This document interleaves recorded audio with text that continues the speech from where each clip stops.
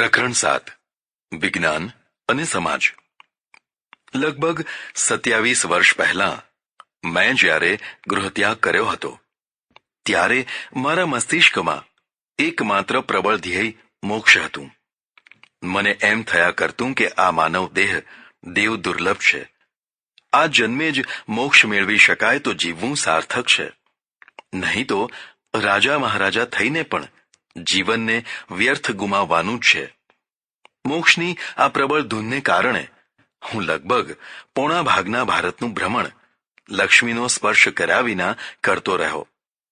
શ્રી રામકૃષ્ણે કહ્યું છે કે કાંચન કામિનીનો ત્યાગી જ મોક્ષનો અધિકારી થઈ શકે. આ ભ્રમણથી અનેક લોકો, સંપ્રદાયો તથા પુસ્તકોના સંપર્કમાં આવવાનું થયું. જો કે મારા ઉપર કોઈ એક ખાસ વ્યક્તિનો અતિશય પ્રભાવ પડ્યો હોય તેવું મને લાગતું નથી. બલકે વ્યક્તિના બારામાં તો હું એટલું પણ કહી શકું કે લગભગ હું કોઈનાથી પણ અતિશય પ્રભાવિત નથી થયો. નથી મેં કોઈ ચમત્કારિક સિદ્ધ પુરુષો જોયા કે નથી મેં અદ્ભુત વ્યક્તિત્વ ધરાવતા સાક્ષાત્કારી પુરુષો જોયા.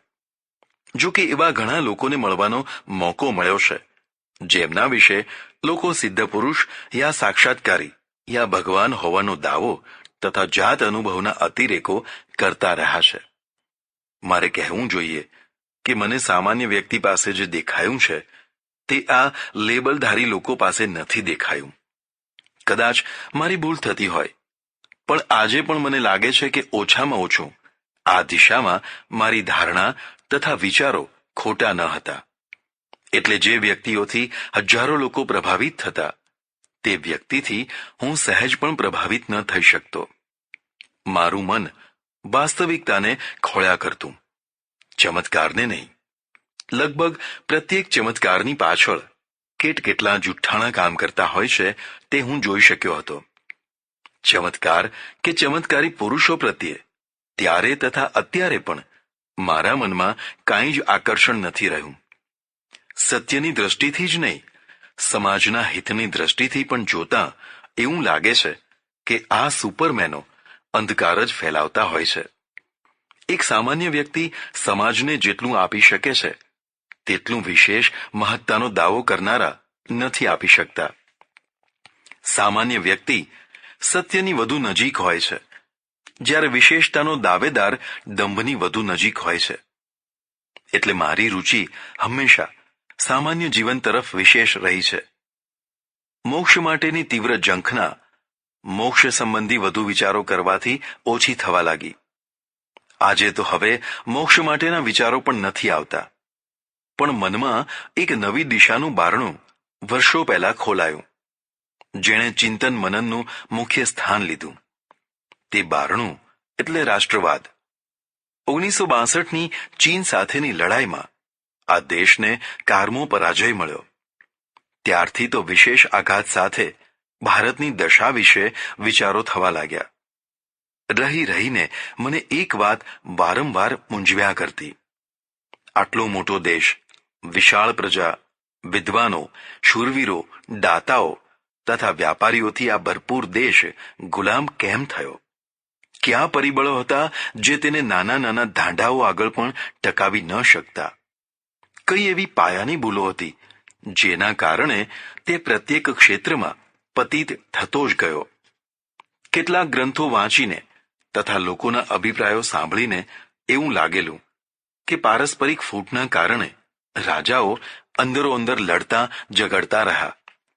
એકબીજાને મદદ કરવાની જગ્યાએ વિનાશ કરવા બહારના શત્રુઓને આમંત્રતા રહ્યા.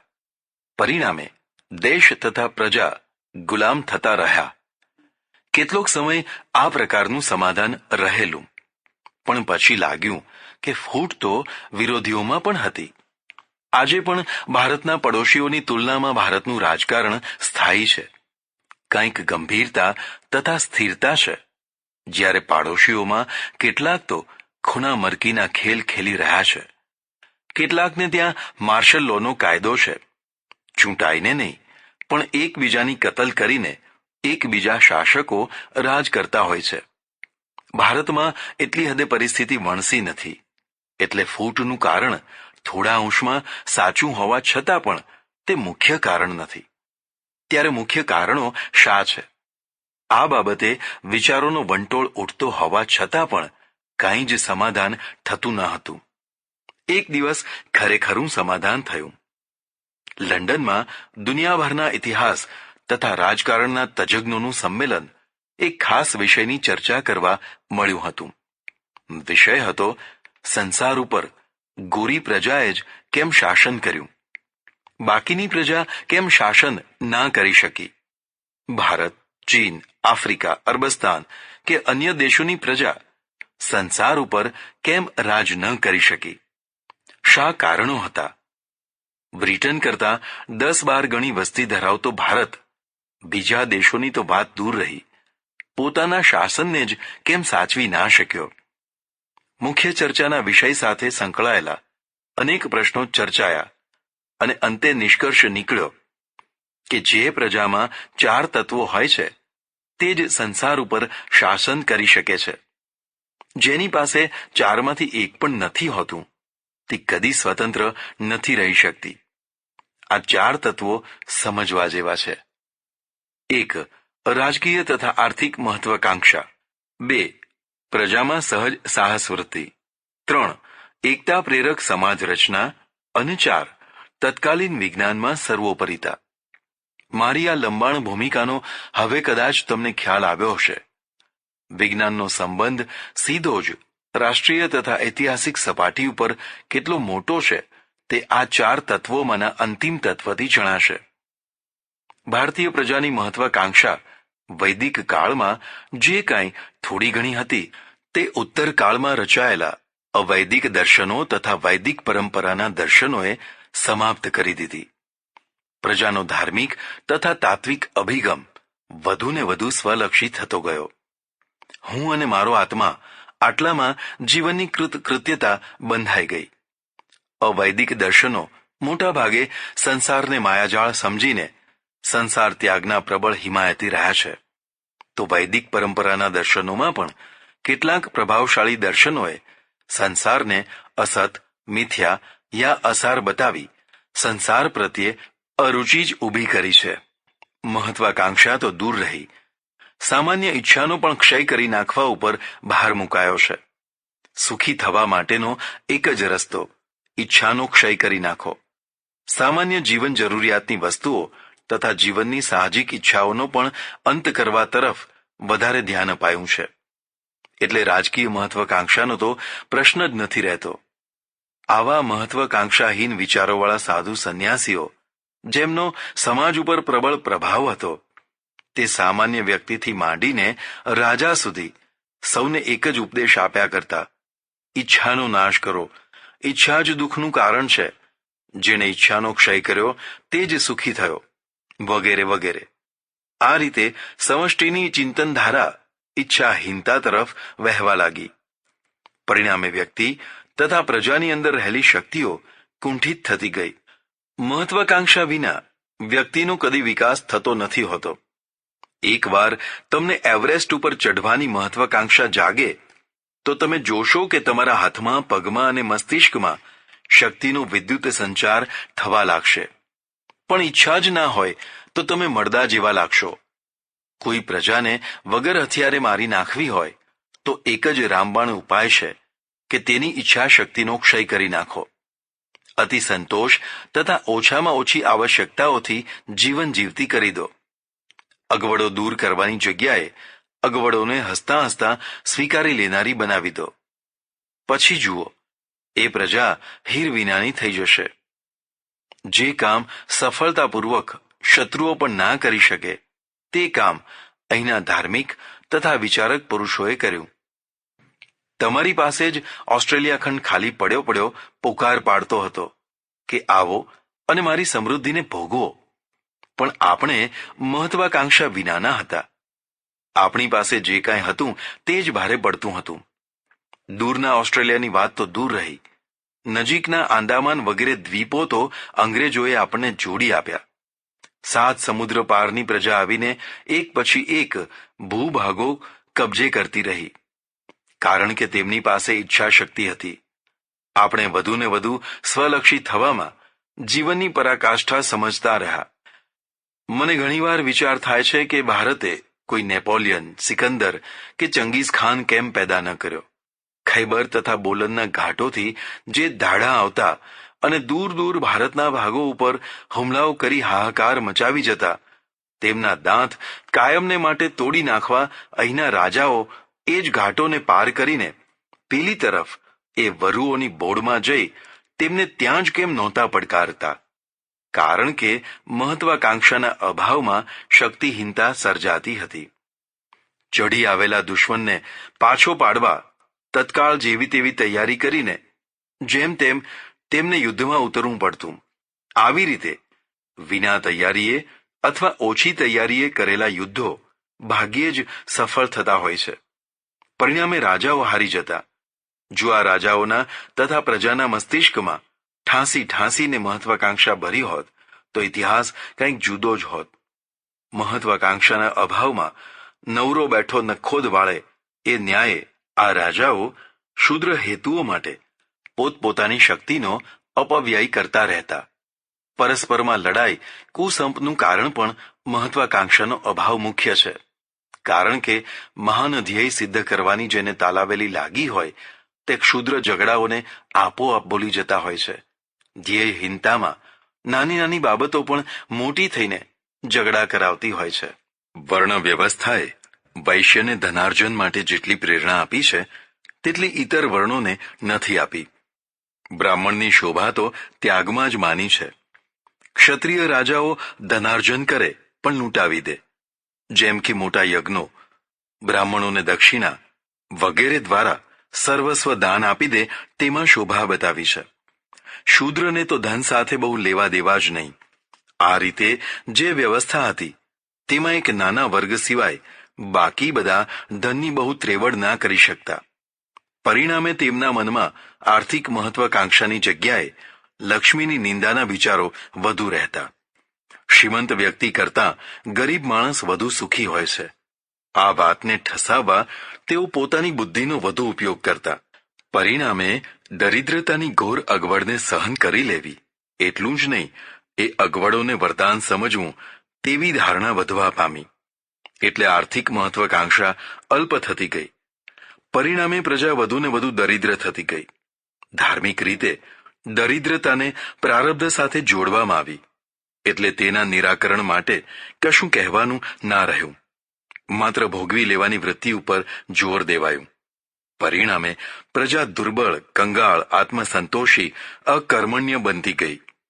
જ્યાં પ્રજા આવી હોય તે રાજ્ય પણ તેવું જ હોય. એટલે રાજા તથા રાજ્ય પણ આર્થિક સમૃદ્ધિ વિનાના થતા રહ્યા. એકમાત્ર આવક ખેતીની જમીનમાંથી થતી. તેમાં વારંવાર દુષ્કાળ પડવાથી રાજાના ખજાના ઉપર તેની અસર પડતી. રાજાના ખજાનાનો મોટો ભાગ રાજાની વ્યક્તિગત અપેક્ષાઓ પૂરી કરવા પાછળ ખર્ચાતો. ઘણીવાર એવું પણ થતું કે રાજા પોતે દેવાદાર હોય. તેના મંત્રી કે શેઠ શાહુકાર પાસેથી તેણે લોન લીધી હોય. આ બધું એમ બતાવે છે કે પ્રજા જો રાજકીય તથા આર્થિક મહત્વાકાંક્ષા વિનાની હોય તો કેટલા ભયંકર પરિણામ આવે. જરા વિચાર કરો. વાસ્કોડી ગામા, કોલંબસ વગેરે સમુદ્રની છાતી ઉપર વર્ષો સુધી અપાર કષ્ટો સહન કરીને નવા નવા દેશો શોધતા રહ્યા. તે શું પેટ ભરવા માટે આ કષ્ટો ઉઠાવતા હતા? નહીં. પેટ તો ઘેર રહીને પણ ભરાઈ શકતું હતું. પણ રાષ્ટ્રીય તથા આર્થિક મહત્વાકાંક્ષાને કારણે તેઓ સંસારભરના સમુદ્રોને ડહોળતા રહ્યા. મારી દ્રષ્ટિએ 12મી શતાબ્દીથી 16મી શતાબ્દી સુધી પોર્ટુગલ, સ્પેન તથા અન્ય યુરોપીય કિનારાના રાષ્ટ્રોએ તેના નાવિકોએ સમુદ્રમાં અપાર જહેમત ઉઠાવી. તે વખતે દુનિયાના વ્યવસ્થિત નકશા નહોતા બન્યા.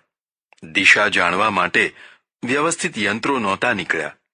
માત્ર સઢોવાળા વહાણો આકાશના તારાચંદ્ર વગેરે જોઈને મહિનાઓ અને વર્ષો સુધી ભમ્યા કરતા.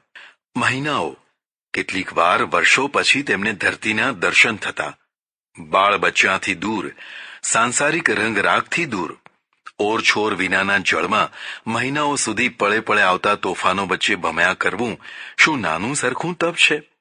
મારી દ્રષ્ટિએ આ રાષ્ટ્રીય તપ હતું.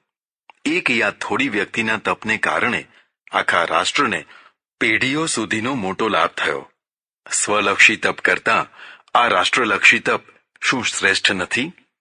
પોતાના હિત માટે લાંબા ઉપવાસો કરનારા તથા રામેશ્વરથી ઠેઠ બદ્રીનાથ સુધી દંડવત કરીને યાત્રા કરનારને તો આપણે ટોળે ટોળા ભેગા થઈને વંદીએ છીએ, સારું છે, પણ રાષ્ટ્ર માટે અગવડો ભોગવનારને આપણે કેટલું માન આપીએ છીએ? આપણે ત્યાં પણ કોલંબસ કે વાસ્કોડી ગામા હતા, તે બિચારા દૂર દૂર દરિયાના ઊંડાણમાં ફરતા વિચરતા, પણ તે ખારબાઓને તો આપણે ગામથી બહાર વસાવ્યા, પાપ યોની માનીને તેમને તુત્કાર્યા. પરિણામે તેમની શક્તિ પૂરી વિકસી ન શકી અને જે હતી તેનો લાભ ન લઈ શકાયો. આ વીર સાહસી તથા હોશિયાર પ્રજા તથા આવી બીજી ઘણી પ્રજાઓને જો સમાજમાં મહત્વનું સ્થાન મળ્યું હોત તો અને સમાજ પાસે પૂરી મહત્વાકાંક્ષા હોત તો ભારત શક્તિનો ધોધ જ થવાનો હતો.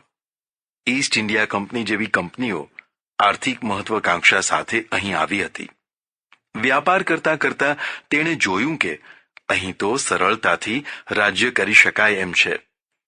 અહીંના સૈનિકોની ભરતી કરીને અહીંની બનેલી સેના અને પોતાના જનરલો દ્વારા અહીંના એક પછી એક રજવાડા હડપવા માંડ્યા. મોગલો, મરાઠાઓ તથા રજપૂતો તેમની આગળ ટકી ના શક્યા તે એક કટુ સત્ય છે. પણ તે કટુ સત્યમાં જીવનના શાશ્વત નિયમો છુપાયેલા છે કે કેમ ના ટકી શક્યા. વ્યક્તિગત રીતે ઉતરતી ક્ષમતા, આયોજનનો અભાવ, વ્યાવહારિક દ્રષ્ટિનો અભાવ તથા ભવિષ્યની દ્રષ્ટિનો અભાવ વગેરે કારણોથી બધા દુર્બળ બની ગયા હતા. કાયરતા જ્યારે ડાપણનો ડગલો પહેરીને આવે છે ત્યારે તેમાંથી પલાયનવાદી ફિલસૂફી પ્રગટે છે. આવી ફિલસૂફી પ્રજાને નિર્માલ્ય બનાવી દેતી હોય છે. ગોરી પ્રજા, તેમાં પણ અંગ્રેજ જર્મન પ્રજાનો ઇતિહાસ સાહસોથી ભરપૂર જણાય છે. એવરેસ્ટનું શિખર હિમાલયમાં જ આવ્યું છે. જે હિમાલયને આપણે દેવતા માનીએ છીએ તે હિમાલયના શિખરની વાત તો દૂર રહી, તળેટી જોવાની પણ આપણને કદી ઈચ્છા ન જાગી. ત્યાં શું દાટ્યું છે? એવી દ્રષ્ટિવાળા આપણે રોટલા સિવાયની પ્રવૃત્તિઓમાં મૂર્ખામીના દર્શન કરીએ છીએ. ગુજરાતની પ્રજા તો જાણે સાવ સાહસહીન થઈ ગઈ છે. મહત્વાકાંક્ષા તથા સાહસ બંને એકબીજાના પૂરક તથા પોષક છે. મહત્વાકાંક્ષા વિના સાહસની ભૂમિકા જ ન થાય અને સાહસ વિના મહત્વાકાંક્ષા પૂરી ના થાય. એટલે સર્વના મૂળ સમાન મહત્વાકાંક્ષા તો હોવી જ જોઈએ. એવરેસ્ટના શિખરને સર કરતા પહેલા લગભગ 65 માણસોએ સાહસ વૃત્તિમાં પોતાના પ્રાણ ગુમાવ્યા. આપણી ડાહી દ્રષ્ટિએ તો આ મૂર્ખામી જ ગણાય. શાંતિથી નોકરી ધંધો કરીને ઘરમાં બેસી રહ્યા હોત તો આમ કમોતે મરવાનું ન થાત. જેમ કે આપણે આવા ડાપણવાળી પ્રજાનો તે વળી ઇતિહાસ હોતો હશે. વિજ્ઞાનની પ્રત્યેક શોધ પાછળ કેટલા નવલોહિયા વૈજ્ઞાનિકોના ભોગ અપાયા છે તેનો ઇતિહાસ જાણીને આપણા રૂવાટા ઊભા થઈ જાય. આજના વિમાનને ઉડતું કરવા કેટલા રાઈટ બંધુઓએ પોતાના બલિદાન આપ્યા છે તે જાણીએ તો સાહસિક પ્રજા પ્રત્યે માથું ઝૂકી જાય. ગોરી પ્રજાએ એટલા માટે દુનિયા ઉપર રાજ્ય કર્યું કારણ કે તેની નસોમાં સાહસ તથા મસ્તિષ્કમાં મહત્વાકાંક્ષા હતી. ખોટા સંતોષમાં તે ઘરના બારણામાં પુરાઈ ના રહી. પ્રત્યેક અગવડની સામે તે ઝઝૂમતી રહી.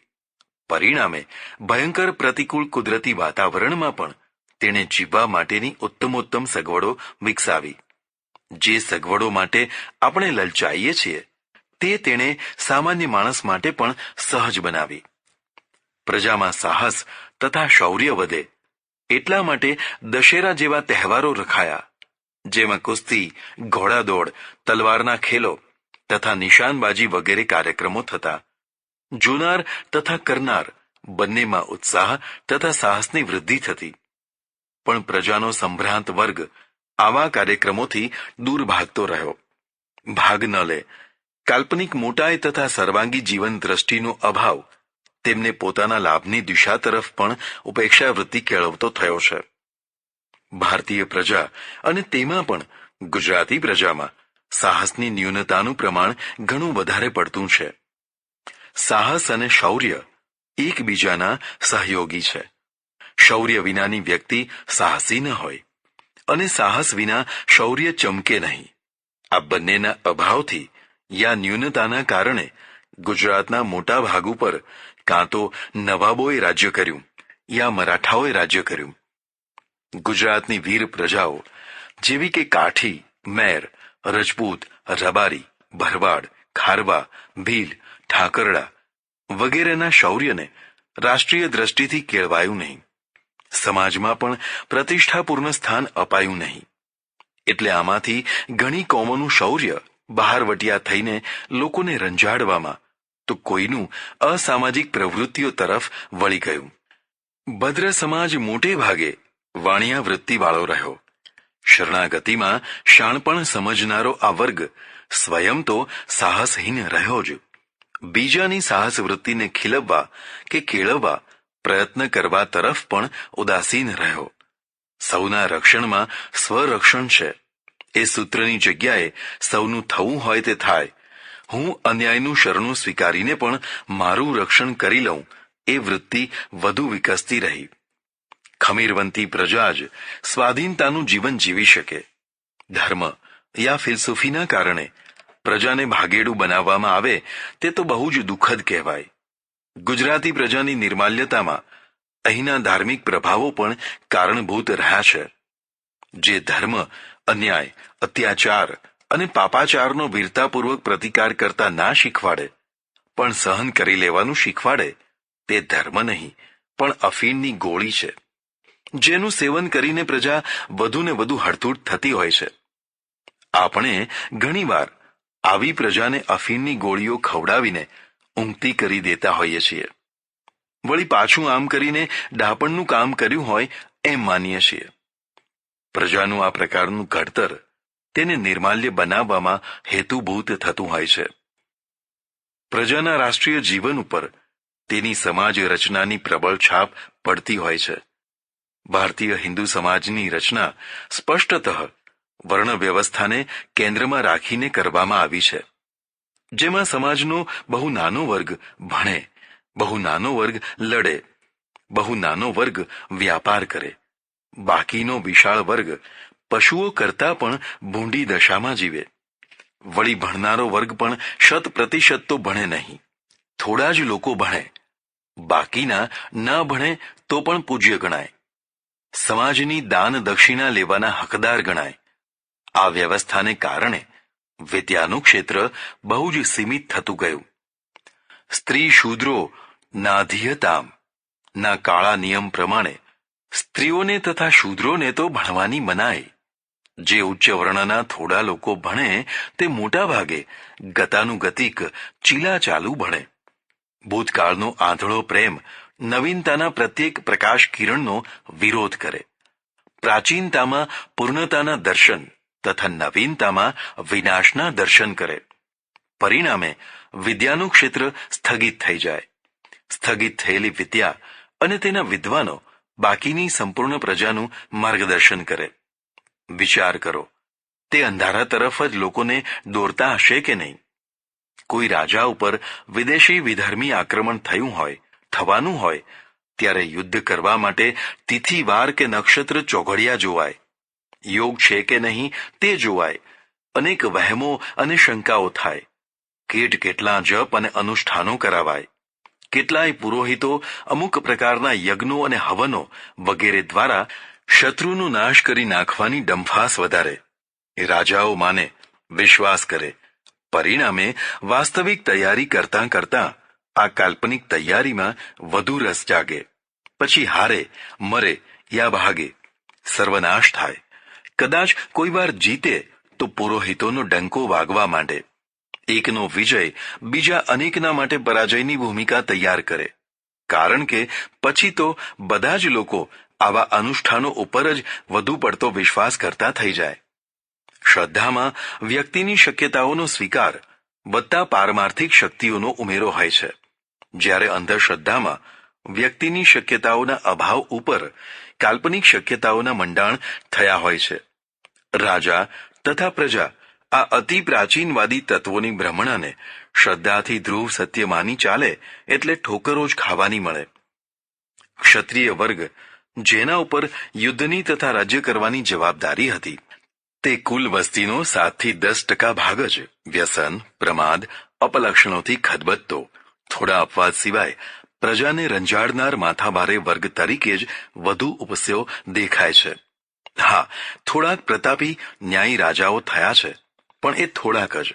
બાકી મોટા ભાગના તો ગરીબોનું રક્ષણ કરવાની જગ્યાએ ગરીબોને સતાવવાના જ કામમાં વધુ નિપુણ દેખાયા છે. ક્ષત્રિયો પણ અંદરો અંદર ઊંચ નીચના ભેદોથી, પારસ્પરિક ઘૃણા અને વૈમનસ્યથી લડતા કે ઝઘડતા જ હોય. વ્યસનોથી શારીરિક રીતે તથા પારસ્પરિક વેરઝેરથી માનસિક રીતે ખુવાર થયેલી આ પ્રજા યુદ્ધના સમયે કેસરિયા તો કરી શકે, પણ વ્યવસ્થિત આયોજન કરીને વર્ષો સુધી શત્રુને હંફાવવાનું તથા વિદેશીને જડમૂળથી ઉખેડી નાખવાનું ડહાપણ ના બતાવી શકે. આયોજન વિનાનું શૌર્ય ઉભરાની માફક ઉભરાય, સ્વયંને સમાપ્ત કરી નાખે, પણ પાછળથી 90% પ્રજાને શું પરિણામ ભોગવવા પડશે તેનો બહુ વિચાર ના કરે. વૈશ્યોની સ્થિતિ અનિશ્ચિત રાજકારણના હિસાબે હંમેશા સમાધાનકારી રહે તે સ્વાભાવિક છે. જે રાજ્ય કરે તેને આધીન થઈને રહેવું તથા તેનો વિરોધ ના કરવો તેમાં ડહાપણ નિહાળે. બાકી શૂદ્રોની તો ગણતરી જ શી. આ રાજ્ય કરે કે પેલો, તેમને શું લેવા દેવા? વેઠ આનીએ કરવાની અને પેલાનીએ કરવાની. વર્ષોના આચાર પછી મને વધુને વધુ સ્પષ્ટ થતું જાય છે કે આ વર્ણ વ્યવસ્થાએ હિન્દુ સમાજનું સત્યાનાશ વાળી નાખ્યું. જો બધાને ભણતા કર્યા હોત, બધાને પરાક્રમી કર્યા હોત, બધાને વ્યાપારી કુનેહવાળા થવા દીધા હોત, તો આપણી દુર્દશા ન થાત. આવું ના થઈ શકે તેમ માની ન બેસતા. પેઢીઓના સંસ્કારોના સંદર્ભથી જે આજે તમને અશક્યતાઓ દેખાય છે, તે પેઢીઓના સંસ્કાર પરિવર્તનથી શક્ય થઈ શકે છે. જેમને શૂદ્ર કહીને વિદ્યાનો અનધિકારી બનાવતા, તે આજે ડોક્ટર, વકીલ, એન્જિનિયર વગેરે બધું જ થઈ શકે છે. જો આ વર્ણભેદ ના રાખ્યો હોત તો આ દેશમાં જેમને ક્ષત્રિય નથી માનવામાં આવતી તેવી જાતિઓ મોટા ભાગે શૂદ્રોમાંથી ઘણી બહાદુર તથા નિપુણ યોદ્ધાઓવાળી નીવડી શકી હોત. વર્ણ વ્યવસ્થાની આત્મઘાતી રચનામાં શક્તિનો સરવાળો કે ગુણાકાર નહીં પણ ભાગાકાર જ થતો રહે છે. ભારતની ગુલામીમાં તેની સમાજ રચનાએ મુખ્ય ભાગ ભજવ્યો છે. હિન્દુ સમાજ રચનાની તુલનામાં મુસ્લિમ સમાજ રચના વધુ પ્રબળ તથા સક્ષમ છે. જો કે જાતિઓ તો તેમાં પણ છે, છતાં વાત વાતમાં અપડાઈ જવું, વટલાઈ જવું તેમાં નથી. પ્રત્યેક મુસ્લિમ સાથે જે ભ્રાતૃત્વ છે તે આપણામાં નથી. મુસ્લિમોની ઉદારતાપૂર્ણ સમાજ રચનાનો લાભ તેમને મળી રહ્યો છે. તેમનામાં કોઈ પણ આવી શકે છે, તે સૌને આવકારી તથા સ્વીકારી શકે છે. જ્યારે આપણે હિન્દુઓ આપણા જ ભાઈઓને સાથે બેસાડી નથી શકતા, કોઈ કારણસર વિધર્મમાં ચાલ્યા ગયા, તેમને પાછા બોલાવી નથી શકતા, આવે તો સ્વીકારી નથી શકતા, કારણ કે અભડાવાનું તથા વટલાવાનું પાપ બેડીઓની માફક પગમાં પડ્યું છે. તેને દૂર કરવાનું સમજાવનારા કરતાં તેને વધુ દ્રઢ કરવાનું સમજાવનાર ધર્મગુરુઓને લોકો વધુ પૂજ્ય માને છે. ડુબાડનારા જ તારણહારના સિંહાસને ચઢી બેઠા છે. જે સમાજ રચનાની પાયાની ત્રુટીઓ દૂર કરવાની જગ્યાએ તેને વિદ્રઢ કરતા રહ્યા છે. વર્ણ વ્યવસ્થા પ્રેરિત સમાજ રચનાનો સૌથી વધુ ક્રૂર ભોગ તથાકથિત શૂદ્રો થયા છે. આ આખી વ્યવસ્થા શું શૂદ્રોની સંમતિથી થઈ હતી? નહીં. શૂદ્રોની સ્થાયી દુર્દશા આ વ્યવસ્થાએ કરી. પરિણામે પૂરા સમાજની દુર્દશા થઈ ગઈ. બીજા માટે અંધારાની વ્યવસ્થા કરનારાઓને શી ખબર કે એ જ અંધારું તમારા ઉપર પણ ફરી વળશે. સમાન ભવિષ્ય ધરાવતી પ્રજા બીજાનું ભવિષ્ય બગાડીને પોતાનું જ બગાડતી હોય છે અને બીજાનું ભવિષ્ય સુધારીને પોતાનું જ સુધારતી હોય છે. આપણી સમાજ રચના બીજાનું જ બગાડવા તરફ વધુ સક્રિય બની. પરિણામે બધાનું બગડ્યું. ભારતની કુલ આબાદીની દ્રષ્ટિએ ભલે કરોડો લોકોની સંખ્યા ગણાતી હોય, પણ ભારતની રાષ્ટ્રીય વસ્તીની આબાદીનો આંકડો કાઢવો હોય તો તે માત્ર થોડાક લાખ જ થાય, કરોડો નહીં.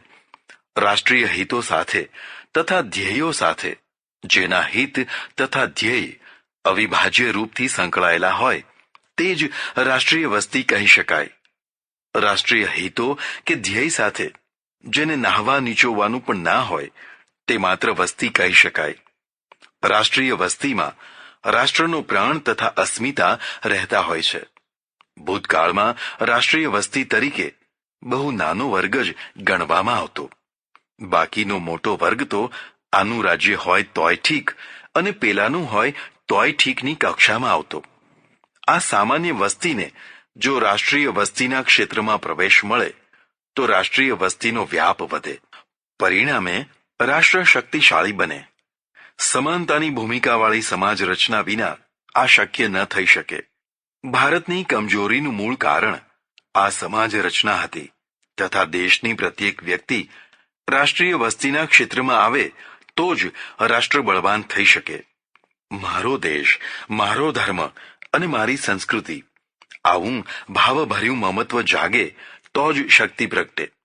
દેશને અને મારે શું, ધર્મને અને મારે શું, સંસ્કૃતિને અને મારે શું, આવી ઉપેક્ષા વૃત્તિ જાગે તો શક્તિનો ક્ષય થાય. દેશ, ધર્મ તથા સંસ્કૃતિ પ્રત્યે વધુ ને વધુ લોકોને મમત્વ ત્યારે જ જાગે જ્યારે તે સૌના માટે કલ્યાણકારી બને. એકને ન્યાય તથા બીજાને અન્યાય આપનાર રાષ્ટ્ર, ધર્મ કે સંસ્કૃતિ કદી પણ સૌનો ભાવ પ્રાપ્ત ન કરી શકે. તેના પ્રત્યે અભાવ કરનારા તત્વોની સંખ્યા વધતી જાય તો બ્રહ્મા પણ તેનું રક્ષણ ન કરી શકે. ગોરી પ્રજાએ વિશ્વ ઉપર પ્રભુત્વ મેળવ્યું, તેમાં બાકીની પ્રજાની તુલનામાં તેમનું વિજ્ઞાન વધુ ઊંચે હતું. તે કારણ છે લગભગ પૂરો યુરોપ પ્રયોગશાળા બની ગયો હતો. ધાર્મિક અંધશ્રદ્ધાની પકડમાંથી નીકળેલો બુદ્ધિશાળી વર્ગ જીવનના પ્રત્યેક ક્ષેત્રને વૈજ્ઞાનિક દ્રષ્ટિથી નિહાળતો થયો હતો. ગોરી પ્રજામાં સહજ રીતે મહત્વાકાંક્ષા હતી. મુસ્લિમોમાં પણ મહત્વાકાંક્ષા હતી. આપણામાં તે નહિવત જ હતી. એટલે પેલી બંને પ્રજાઓની શક્તિઓ ખીલવા લાગી, જ્યારે આપણી શક્તિઓ સુકાવા લાગી. આ બંને પ્રજા સાહસી હતી. એટલે દૂર દૂર પર્વતોની પાર, સમુદ્રની પાર, વિકટ તથા ભયંકર પ્રદેશોમાં પણ હુમલાઓ લઈ જઈ સફળતા મેળવતી. આપણે વાણિયા વૃત્તિનું ડહાપણ લઈને ઘરનો ઉંબરો સાચવી રાખવામાં બુદ્ધિ નિપુણતા સમજતા હતા. અહિંસાના અતિરેકવાળા ધર્મોના પ્રભાવથી પ્રજા શસ્ત્ર વિમુખ બની હતી. વર્ણ વ્યવસ્થાના દોષે રાષ્ટ્રીય પ્રજા તરીકેનો ન્યાય બહુ સીમિત કરી નાખ્યો હતો. જે થોડી પ્રજા શૂરવીર હતી તે આયોજન વિનાની હતી. એટલે તેમનું શૌર્ય ઘાસના ભડકા જેવું જટ સળગી ઉઠનાર તથા પોતાને સમાપ્ત કરી જટ બુજાઈ જનારું હતું. સમાજ વ્યવસ્થાની દ્રષ્ટિએ આપણા કરતા આ બંને સારી સ્થિતિમાં હતી.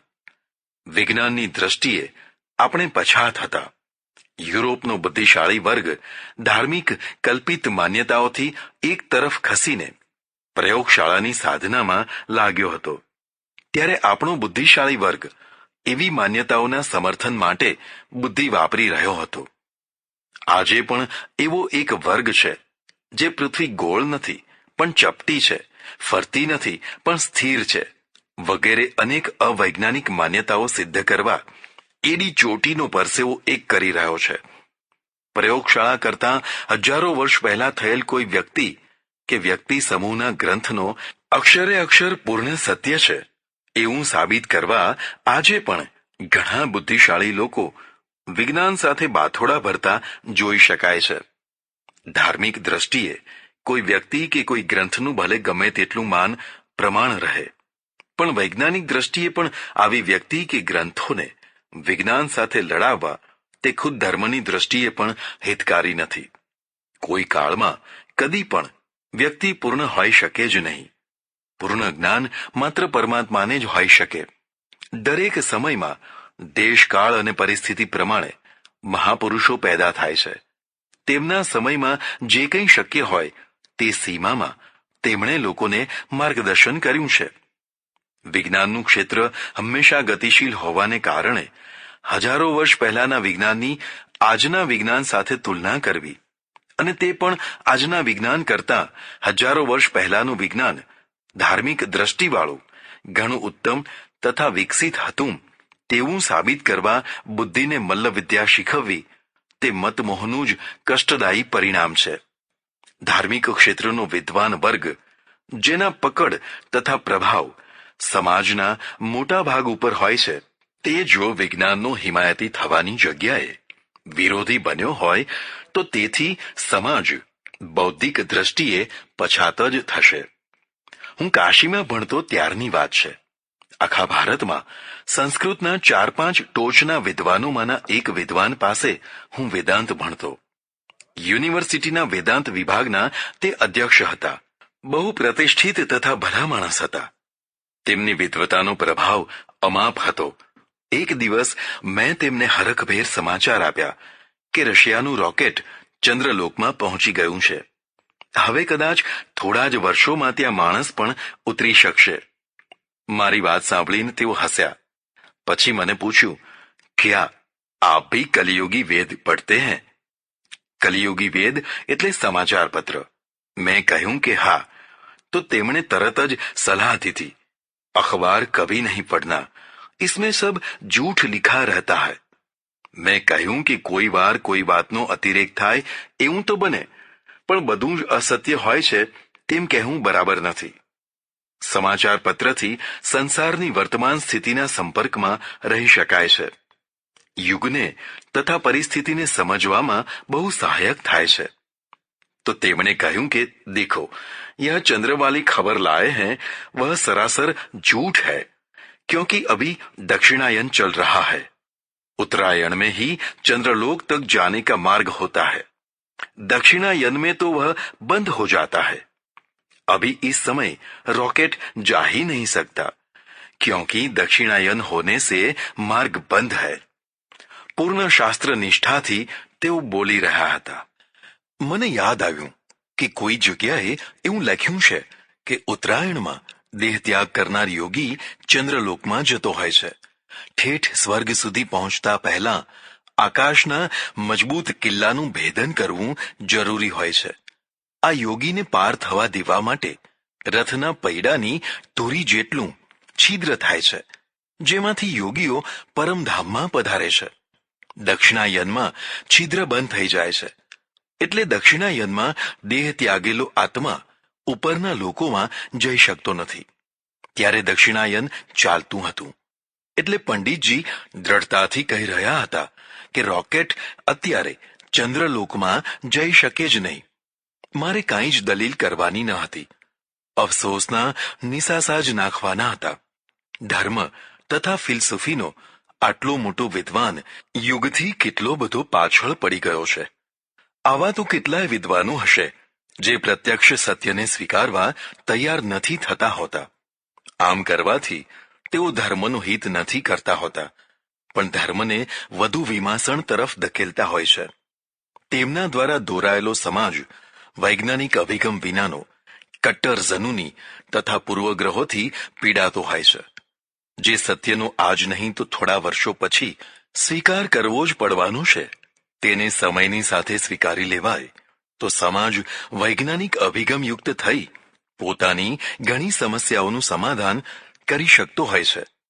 વૈજ્ઞાનિક અભિગમનો અર્થ એવો કોઈ ના કરે કે હું પ્રત્યેક વ્યક્તિને પ્રત્યેક વસ્તુ માત્ર વિજ્ઞાનની દ્રષ્ટિએ જોવાનું કહું છું. જીવનમાં ધાર્મિક અભિગમ પણ હોવો જોઈએ. ધર્મની પ્રત્યેક વાત વિજ્ઞાન શુદ્ધ હોય તેવું નથી કહેતો, પણ જીવન વિજ્ઞાન વિમુખ બની જાય, ધર્મ વિજ્ઞાન વિરોધી બની જાય તેવું તો ન થવું જોઈએ. તેવી જ રીતે વિજ્ઞાન ધર્મ વિમુખ બની જાય તેવું પણ ના થવું જોઈએ. ધર્મ તથા વિજ્ઞાનનો સુમેળપૂર્ણ સમન્વય થવો જોઈએ. આ શક્ય છે કારણ કે બંને સત્ય શોધનના સાધનો છે. બંને એકબીજાના વિરોધી ત્યારે થઈ શકે જ્યારે ધર્મ માત્ર અંધશ્રદ્ધાનો પોષક તથા વિસ્તારક થતો હોય અને વિજ્ઞાન અમાનવતાવાદી થયું હોય. માનવતાવાદી વિજ્ઞાન તથા શ્રદ્ધા પોષક ધર્મ પરસ્પરમાં સુમેળવાળા જ હોય. વૈદિક કાળમાં લાગે છે કે વિજ્ઞાન, ધર્મ તથા અધ્યાત્મનો મેળ હતો. જીવનને સર્વાંગી બનાવવા ભૌતિક વિકાસ તરફ પણ પૂરતું ધ્યાન અપાતું. ગુરુકુળમાંથી વિદાય થતા વિદ્યાર્થીને આચાર્ય જે મહત્વના સંદેશાઓ આપતા તેમાંના થોડા આવા રહેતા. ભૌત્યે ન પ્રમદિતવ્યમ, ઐશ્વર્ય કમાવામાં પ્રમાદ ન કરીશ. અન્નમ બહુ કુર્યાત, ઘણું અન્ન પેદા કર. અન્નવાન અન્નાદો ભવતી, મહાન ભવતી. પ્રજ્યા પશુર્ભિબ્રહ્મ વર્ચસેન. બહુ અન્ન પેદા કરનાર, અન્નદાન આપનાર મહાન વ્યક્તિ થતી હોય છે. તેની પ્રજા પણ મહાન થતી હોય છે. તેના પશુ વગેરે પણ સારા થતા હોય છે. તથા તે પોતે બ્રહ્મ તેજથી એટલે કે બ્રહ્મ જ્ઞાનથી યુક્ત થતો હોય છે. આમ અન્નને ઘણું પેદા કરવાનું સૂચન કરનાર ઋષિ તેના હેતુઓમાં પ્રથમ અન્નદાન, પછી અન્નની ઉદારતા બતાવનારને સુપ્રજા, સારા પશુ આદિ તથા છેવટમાં બ્રહ્મજ્ઞાનની પ્રાપ્તિ બતાવી છે. જીવન પ્રત્યેની આ હકારાત્મક દ્રષ્ટિ છે. ઉત્તર વૈદિક કાળમાં આ દ્રષ્ટિ ઘટતી ચાલી જણાય છે. એક સમય એવો પણ આવે છે કે જેમાં ખેતીને મહાપાપ માનવામાં આવ્યું છે. જીવનને કાલ્પનિક ઉચ્ચ ધ્યેય માટે વધુને વધુ નકારાત્મક બનાવવામાં આવ્યું છે. શાસ્ત્રો પ્રત્યે ઘોર અરુચિ તથા પુરુષાર્થની જગ્યાએ બધું દૈવાધીન માનીને જે થાય તેને સહી લેવાનું સમજાવવામાં આવ્યું છે. 4 ઉપવેદ બૌદ્ધિક વિજ્ઞાનના જ ગ્રંથો છે: ધનુર્વેદ, આયુર્વેદ, ગાંધર્વવેદ તથા અર્થવેદ. છતાં ઉત્તરકાળમાં આપણે જોઈએ છીએ કે ધનુષ બાણની ક્ષમતા ભીલ જેવી જંગલમાં વસતી પછાત જ્ઞાતિમાં તો છે, પણ બ્રાહ્મણ વાણિયા જેવી નગરમાં વસતી સંસ્કારી કોમોમાં બિલકુલ નથી. કૃપાચાર્ય, દ્રોણાચાર્ય તથા અશ્વત્થામા જેવા બ્રાહ્મણો જે વિદ્યાના પ્રસિદ્ધ આચાર્યો હતા, તેમની જ પરંપરાના બ્રાહ્મણો તથા અન્ય સુધરેલી ગણાતી પ્રજા શસ્ત્ર વિમુખ થઈ ગઈ. શસ્ત્ર ધારણ ગૌરવજનક નહીં પણ લજ્જાજનક સમજાવા લાગ્યું. ધનુર્વેદ જીવનમાંથી એકાંગી ધર્મદ્રષ્ટિના કારણે ગયો. પ્રજા વધુ ને વધુ માર ખાતી થઈ ગઈ. આયુર્વેદનું અસ્તિત્વ રહ્યું પણ વિકાસ ના થયો. એક તરફ ભૂતકાળની ભવ્યતાના મોહમાંથી જન્મેલી અંધશ્રદ્ધાએ તેમાં પૂર્ણતાનું પૂર્ણ વિરામ મૂકી તેને પ્રગતિહીન બનાવ્યો. બીજી તરફ રોગો, સુખ દુઃખ બધું પૂર્વના પ્રારબ્ધથી થાય છે, માટે તેનું નિરાકરણ કર્યા વિના ભોગવી લેવામાં જ ઉત્તમ જ્ઞાનીપણું છે તેવી આધ્યાત્મિક ફિલસૂફીએ જીવનને નકારાત્મક તરફ ધકેલ્યું. પરિણામે આયુર્વેદ સ્થગિત થયો. ગાંધર્વવેદ કાલ્પનિક મોટાઈના વમળમાં અટવાયો. નાચવું, ગાવું, બજાવવું, અભિનય કરવો વગેરે લલિત કળા તો હલકી કોમોને શોભે. ઊંચી કોમોથી આવું કશુંય થાય નહીં. પરિણામે નાચનારી, ગાનારી, અભિનય કરનારી વિશેષ જ્ઞાતિઓ અસ્તિત્વમાં આવી. આ જ્ઞાતિઓમાં તો આપમેળે થોડો ઘણો વિકાસ થયો, પણ જન સામાન્ય, તેમાં પણ સંભ્રાંત પ્રજા તો કોઈ વાર દર્શક કે શ્રોતા કક્ષા સુધી જ રહી, જેમાંની મોટા ભાગની કલા તથા બલા બંનેમાં બહુ ભેદ નહીં માનનારી રહી. અર્થવેદની પણ પૂરી ઉપેક્ષા થઈ. ભારતની ગરીબાઈ માનવીય દુર્બુદ્ધિમાંથી સર્જાય છે, ઈશ્વરકૃત નથી. વર્ણ વ્યવસ્થાની દૂષિત રચનાનો સૌથી મોટો ફટકો અર્થતંત્રને પડ્યો છે. પ્રજાનો 70%થી પણ ઉપરનો ભાગ અનુત્પાદક રહ્યો છે. મુઠ્ઠીભર મુખ્ય પ્રજાની ચારે તરફ બાકીની પ્રજાને ગણવામાં આવી છે. બ્રાહ્મણ મોટા ભાગે યજમાન વૃત્તિ કરીને સીધા કે દક્ષિણા દ્વારા જીવન યાપન કરે. ક્ષત્રિય કર ઉઘરાવીને રાજ્ય કરે તથા લડે. વૈશ્ય મોટા ભાગે ઉત્પાદક વર્ગ રહ્યો. આ પ્રજા જ મુખ્ય પ્રજા બની છે. તેની આવશ્યકતા માટે વાળંદ, કુંભાર, લુહાર, મોચી, દરજી, સુથાર વગેરે ઘરાકવટીથી કામ કરનારી પ્રજા, એને વસવાયા કહ્યા. એક ખેડૂત ઉત્પાદક તેના ખળામાંથી બાકીની પ્રજાના ભાગો વહેંચાવા લાગે. બ્રાહ્મણ, મંદિર, મહાદેવ, વસવાયા, ઢોલી, ચમાર, હવાલદાર તથા માગણ, આ બધા એક મુખ્ય પ્રજા ઉપર આધાર રાખનારા, કામ કરીને પણ અર્ધમાગણ જેવી દશામાં જીવનારા, અને પેલી તરફ એક જ પ્રજાને બધાનો ભાર ઉપાડવાનો. ગામમાં સિપાઈ આવે તોય ભલે, ભાંડ ભવાયા આવે તોય ભલે, અને નાગા બાવાની જમાત આવે તોય ભલે, આ બધો ભાર વૈશ્ય પ્રજા ઉપર જ પડવાનો. કણબી પાછળ કરોડ એટલા માટે જ કહેવાયું હશે. આ વ્યવસ્થા જેમ તેમ જીવી કાઢવા માટે તો ઠીક છે, પણ સ્વમાન તથા સન્માનપૂર્વક સમૃદ્ધિ સાથે જીવવા માટે બરાબર નથી. વાર તહેવારે આ વસવાયા ઘરે ઘરે ખાદ્ય પદાર્થ માગવા નીકળે. શું આ સ્વમાન છે? શું આ સન્માનપૂર્ણ જીવન છે?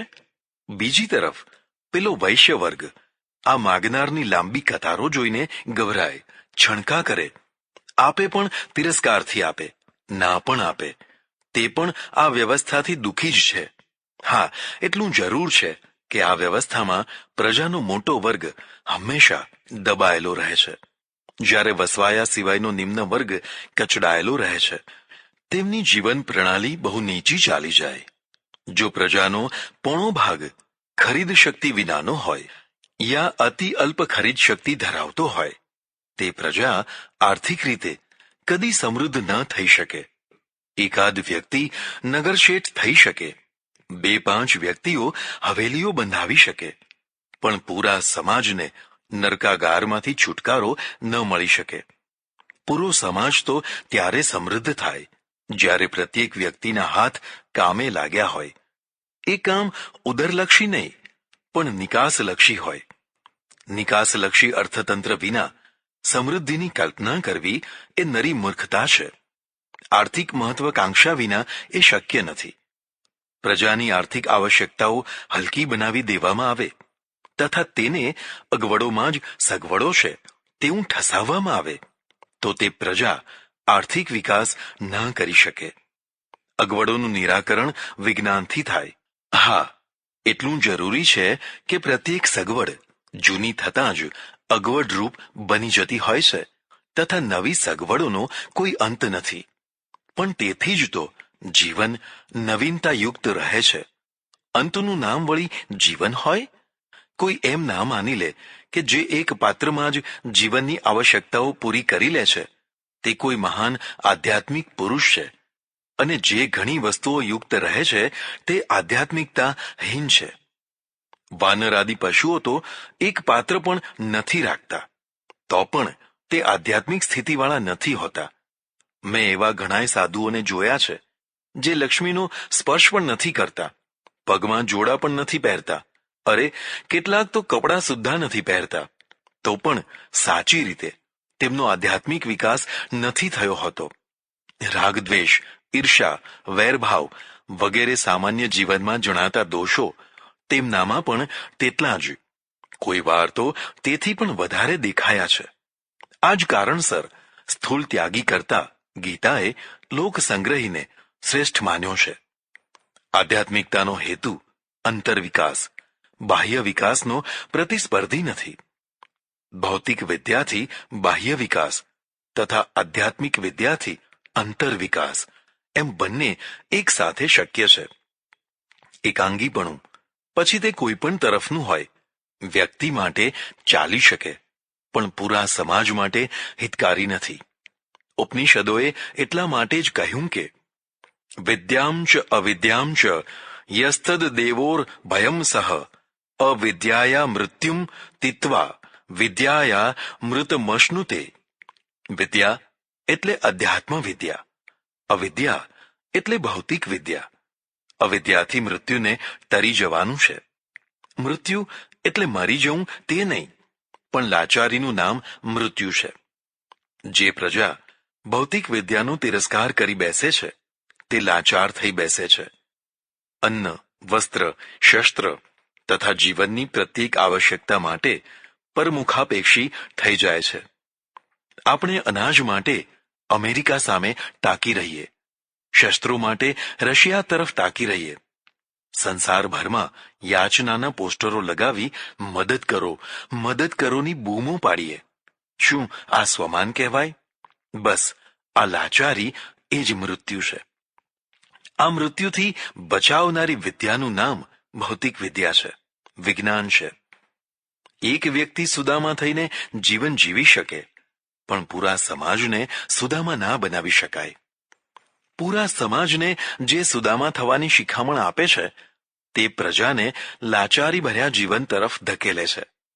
તેના કરતાં વિજ્ઞાનનો સહારો લઈ જીવનને ભૌતિક લાચારીથી મુક્ત કરવાનો ઉપાય વધુ હિતપ્રદ છે. ગોરી પ્રજાએ વિજ્ઞાનનો આશરો લીધો. વિજ્ઞાને તેને બાકીની પ્રજા કરતાં ચઢિયાતી પ્રજા બનાવી દીધી. મુસ્લિમો પાસે મહત્વાકાંક્ષા તથા સાહસ હોવા છતાં પણ આર્થિક મહત્વાકાંક્ષા ન હતી. સાંજનું ખાવાનું હોય તો કાલની ચિંતા નહીં. આર્થિક આયોજનના અભાવમાં આ પ્રજા રાજ્ય તો કરી શકી, પણ સમૃદ્ધિ ના લાવી શકી. આર્થિક આયોજન તથા વિજ્ઞાન બંનેનો અભાવ હોવાના કારણે તે ગોરી પ્રજા સામે ટકી ના શકી. કેટલીક પૂર્વગ્રહી વ્યક્તિઓ તથા સંપ્રદાયો તો વિજ્ઞાનનું નામ સાંભળતા જ ચીંકો ખાવા લાગતી હોય છે, પણ કેટલીક બુદ્ધિશાળી વ્યક્તિઓ પણ વિજ્ઞાનની વિરોધી હોય છે. મહાત્મા ગાંધીજી જેવા તટસ્થ વિચારક પણ વિજ્ઞાનના વિરોધી રહ્યા છે. રેલવે, તાર, ટપાલ, વિમાન, સેવા, મિલો, ફેક્ટરીઓ વગેરે બધું સદંતર ના હોય તો પ્રજા વધુ સુખી થાય તેવું માનનારા તે હતા. જો કે આપણા સદભાગ્યે તેમની આ ઈચ્છાઓ પૂરી ના થઈ શકી તે સારું થયું. જો પૂરી થઈ હોત તો આપણે પાછા જંગલ યુગમાં પહોંચી ગયા હોત. આજ પણ જ્યાં વિજ્ઞાનના હાથ નથી પહોંચી શક્યા ત્યાં, એટલે કે ગાઢ જંગલોમાં જઈને જુઓ કે તે પ્રજાની કેવી દુર્દશા થઈ રહી છે. નથી ચોખ્ખું શુદ્ધ પૂરતા પ્રમાણમાં પાણી મળતું, નથી સામાન્ય રોગોનો વ્યવસ્થિત ઉપચાર થઈ શકતો. ગંભીર રોગોની તો વાત જ શી. અને આવી પ્રજા બાકીની વિકસિત પ્રજાની તુલનામાં શું સ્થાન મેળવે? શું તે પોતાની સ્વાધીનતા પણ ટકાવી શકે?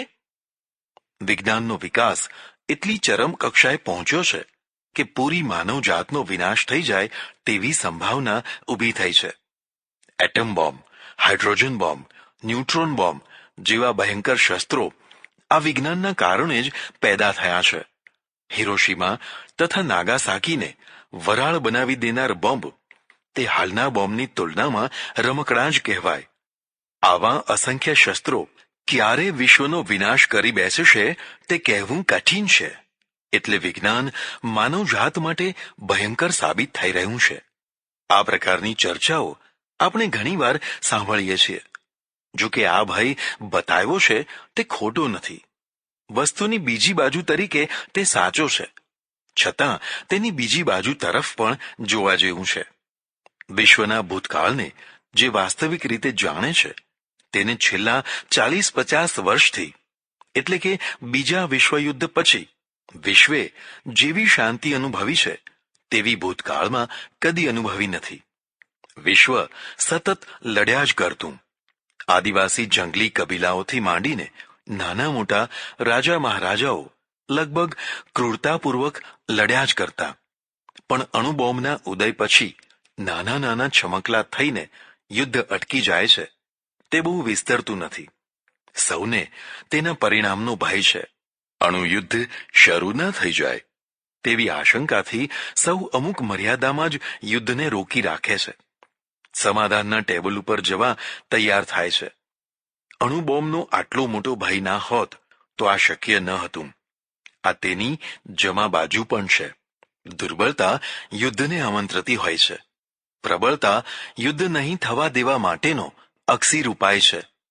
મહાસત્તાઓની પ્રચુર પ્રબળતાએ યુદ્ધો રોક્યા છે. પારસ્પરિક યુદ્ધ પણ આ પ્રબળતાને કારણે જ અટક્યું છે. જો એક પક્ષ બહુ જ દુર્બળ થઈ જાય તો બીજાને યુદ્ધ કરવાનો પાનો ચડશે, કારણ કે પોતાના લાભમાં આવનારા પરિણામો તેને લલચાવશે. મારું તો માનવું છે કે બે મહાસત્તાઓના સ્પર્ધા તથા સંઘર્ષના કારણે નાના શક્તિહીન રાજ્યો સ્વતંત્ર થઈ શક્યા છે તથા રહી શક્યા છે. જો સમગ્ર ગોરી પ્રજા એક થઈ ગઈ હોત તો કદાચ આપણા સહિત બીજા ઘણા રાષ્ટ્રો ઉપર આ ગોરી પ્રજા જ રાજ્ય કરતી હોત. પણ ગોરી પ્રજાનો વિભેદ વિશ્વના લાભમાં છે. આજે નાના રાષ્ટ્રોને પણ અપાર સગવડો, લોનો વગેરે આપવા આ સત્તાઓ તૈયાર થાય છે. તેનું મૂળ પોતાનો પક્ષ વધારવા તથા શત્રુના પક્ષને પ્રબળ થતો અટકાવવાનું છે. એટલે ભયંકર શસ્ત્રોની માત્ર ઉધાર બાજુ જ નથી, તેની જમા બાજુ પણ છે. બીજી વાત પણ સમજવા જેવી છે. પ્રથમ તથા દ્વિતીય વિશ્વયુદ્ધમાં જે લાંબો સમય લાગ્યો, લાખો, અરે કરોડો લોકો અમાપ તકલીફો ભોગવીને મરાયા, તેના કરતાં આ અણુયુદ્ધ તો થોડા જ દિવસોમાં, કદાચ કલાકોમાં નિર્ણાયક પોઈન્ટે પહોંચી જવાનું. એટલે વર્ષો સુધી રીબાવાની ત્રાસજનક સ્થિતિ નહીં. જ્યાં આ બોમ્બ પડશે ત્યાં માનસિક ભય ના હોય તો યોગી કરતાં પણ દુર્લભ મૃત્યુ પ્રાપ્ત થશે. એક શબ્દ પણ બોલાય તેની પહેલા તો તમારું મકાન લોખંડના ગરડરો સહિત વરાળ થઈ જવાનું. તમારા શરીરની તો વાત જ શી કરવાની. દુઃખની અનુભૂતિ માટે પણ જેટલો સમય જોઈએ તેટલો પણ મળવાનો નહીં. પછી રીબાવાનો પ્રશ્ન જ ક્યાં છે? વળી બાળ બચ્ચા, કુટુંબીજનો વગેરે બધા જ એકી સાથે વરાળ થઈ જવાના. એટલે ચિંતા પણ નહીં રહે કે મારી પત્ની કે બાળકોનું શું થશે, મારી લક્ષ્મી કે મારા ઐશ્વર્યનું શું થશે. શું થશે એવો પ્રશ્ન જ નથી રહેતો. બધાનું નિરાકરણ એકી સાથે એકી ક્ષણમાં જ થવાનું છે. જો માનસિક ભય ના હોય તો આ પરિસ્થિતિ તો અતિ મંગળમય લાગે. પણ જો પ્રથમથી જ મૃત્યુનો ભયંકર ભય મનમાં ઘર કરી ગયો હોય તો અણુયુદ્ધ થતા પહેલા જ કદાચ ઘણા લોકો ભયના માર્યા મરી જશે. કેન્સર, લકવા કે અન્ય દર્દોમાં વર્ષો સુધી રીબાઈને મરવામાં માણસને ભય નથી લાગતો, અને આ યોગીઓના મૃત્યુમાં ભય લાગે છે તે શું નવાઈ નથી? ત્રીજી વાત બુદ્ધિની નહીં પણ શ્રદ્ધાની કરું છું.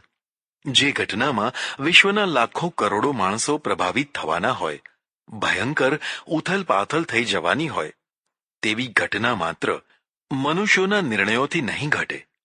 પરમેશ્વરની પ્રેરણા હશે તો જ આવું થઈ શકશે. અને પરમેશ્વર જો પ્રેરણા કરશે તો તે અનાડીપણું નહીં હોય. મહાસંહાર પણ કદાચ અનિવાર્ય હોય. કદાચ આ સંહાર થવાનો જ હોય તો તેથી ભયભીત થવાનો તથા ભય ફેલાવવાનો શો અર્થ છે? કાં પ્રતિસંહારની ક્ષમતા કેળવો, કાં સ્વયંના બલિદાનની નિર્ભયતા કેળવો. બેમાંથી એકે ન મેળવી શકનાર નથી જીવી જાણવાનો કે નથી મરી જાણવાનો. અસંખ્ય રોગો, અમાપ જ્ઞાન, ભૂખમરો, અમાપ અગવડો, વ્યક્તિની ક્ષમતામાં અનેક ગણો વધારો, આ બધું વિજ્ઞાનથી જ થઈ શક્યું છે. પહેલા ભૂખથી રીબાઈને લોકો મરી જતા. 200-500 માઇલ ઉપર ઢગલાબંધ અનાજ હોય પણ પહોંચાડવું કેવી રીતે? વણજારાની પોઠોની કેટલી ક્ષમતા! આજે ટ્રક, ટ્રેન, વિમાન, હેલિકોપ્ટર વગેરે દ્વારા તરત જ રાહત પહોંચાડી લોકોને બચાવી શકાય છે. વિજ્ઞાનના પક્ષમાં બહુ લાંબુ લિસ્ટ છે, જે પાનાના પાના ભરીએ તો પણ પાર ન આવે. ભારતીય પ્રજા બુદ્ધિશાળી પ્રજા છે. જો વ્યવસ્થિત પ્રયત્ન થાય તો યુરોપ જેટલા જ વિજ્ઞાન વેતાઓ અહીં પેદા કરી શકાય તેમ છે. પણ દુર્ભાગ્યની વાત છે કે આપણે આપણા રત્નોને પારખી શકતા નથી. અહીં પ્રતિકૂળ પરિસ્થિતિમાં પણ જે થોડા ઘણા વૈજ્ઞાનિકો થાય છે તે અહીંના વાતાવરણથી કંટાળીને પરદેશ ચાલ્યા જાય છે. પરદેશમાં તેમની પ્રતિભાને પ્રોત્સાહન મળે છે. અહીં સગાવાદ, જ્ઞાતિવાદ વગેરે વાદોમાં વિજ્ઞાનનું ક્ષેત્ર પણ અપડાયું છે. પરિણામે ભારતનું બુદ્ધિધન ભારતની બહાર જઈ રહ્યું છે. વૈજ્ઞાનિકો વિના આપણે કદી પણ સ્વાવલંબી થઈ શકવાના નથી. એટલે વૈજ્ઞાનિકોની થતી ઉપેક્ષાને દૂર કરી વિજ્ઞાનને વિકસાવવા કટિબદ્ધ થઈએ. જેમાં લાઇટ એટલે કે કરંટ એક શક્તિ છે, જેનાથી પ્રકાશનું કામ લઈ અંધકાર દૂર કરી શકાય. પણ જો આ જ શક્તિનો વિવેકપૂર્વક ઉપયોગ ના આવડે તો કરંટ લાગવાથી મૃત્યુ પણ થઈ શકે. તેવી રીતે વિજ્ઞાનનો આધાર ધર્મ બનાવ્યો હોય તો વિનાશ થવાની શક્યતા ના રહે. શ્રી રામના હાથનું ધનુષ બાણ રક્ષક છે, ભક્ષક નથી. તેમ રામ જેવા હાથોમાં રહેલું વિજ્ઞાન પણ રક્ષક થઈ શકે, ભક્ષક નહીં. માત્ર વિપક્ષની દલીલો કરીને નકારાત્મક ભૂમિકા પેદા કરવી તે બરાબર ના કહેવાય.